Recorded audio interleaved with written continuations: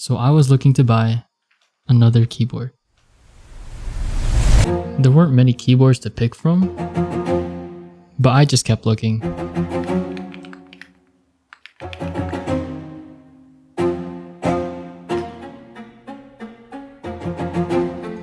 I saw Alex's video about the Corsa, but they don't sell it anymore. And then I found it.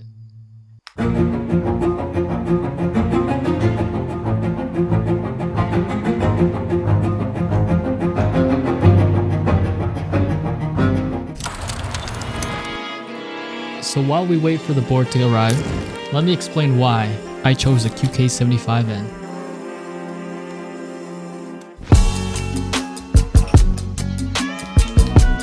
First, let's make a list of what I want a keyboard to have. But before we get into it, I would like to mention the Jelly Epoch. Owlabs is known to have one of the most stunning lineup of boards, but the one that changed the keyboard scene forever was the Jelly Epoch. I've always wanted the experience of building a board from Owlabs, and with its sister company QWERTYKEYS, maybe I thought I could get a little taste of what it would be like. Another board I would like to mention is the SAT75. I personally love the layout of the SAT75. This may be a hot take, but personally I think 75% is the best layout for a keyboard. The design of the SAT75 is pretty clean with the LCD and explosive arrow keys, but the screen has its limits and I can't put my favorite GIFs on the screen. However, this next keyboard can.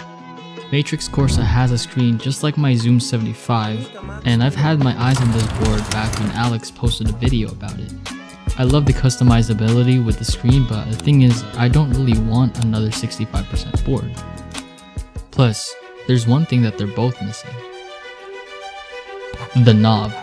The QK75N shares a lot of designs with other boards, but there is one thing that separates it from all of them. The magnetic connector. The QK75N has a magnetic connector that connects to the battery. So instead of connecting them using a pesky JST cable, all you gotta do is just snap it in place. This means it will probably be one of the easiest boards to build. You would only need to take it apart by unscrewing the bottom screws. But can we appreciate that QK75 boot?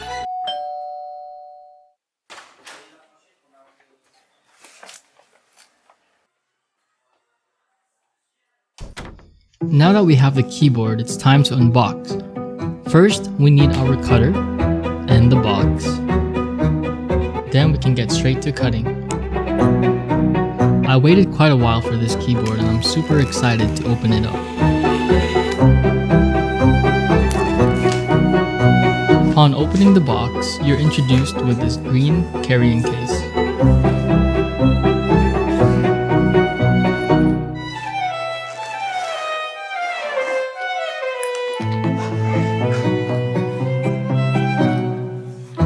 Inside the case includes foam, PCB, stabs, and the plate.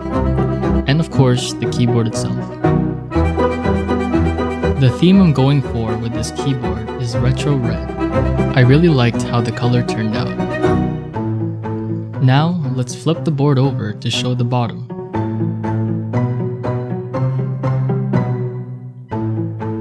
The red and the orange colors really pop out with the beige. I also chose the Game Boy badge to give it a more retro feel.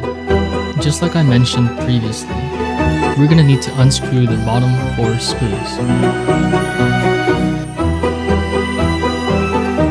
The top plate should come right off, then we can prepare the stabilizers and the PCB.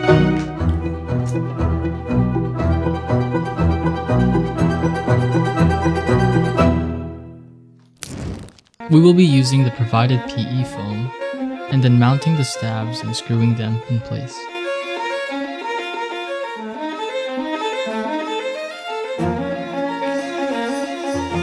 The dumbbell gaskets are provided, as well as some extra bottom rubber feet. We will be inserting them here.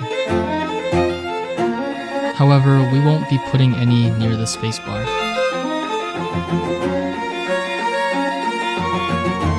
Now we can put the PCB in the case and then add the plate foam on top.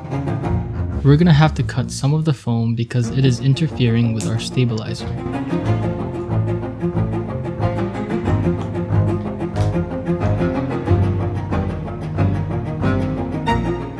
I will be using a palm plate for this build. Then we can secure everything with a top plate, add the 4 screws, then we can hide the USB dongle.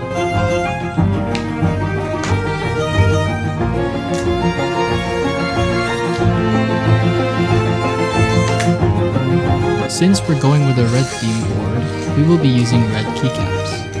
I have these GMK Jamon clones lying around my room, and these should match perfectly. As for the switches, to complete the whole look, we will be using blue. They're blue. But they're not just any blue switch. They're part of the HMX series called HMX Cloud. It's a linear switch that uses an LY stem, and it comes with a PA12 top housing and a PA 2.0 bottom housing. Now to officially complete the build, we will now put our GMK Jamon keycaps.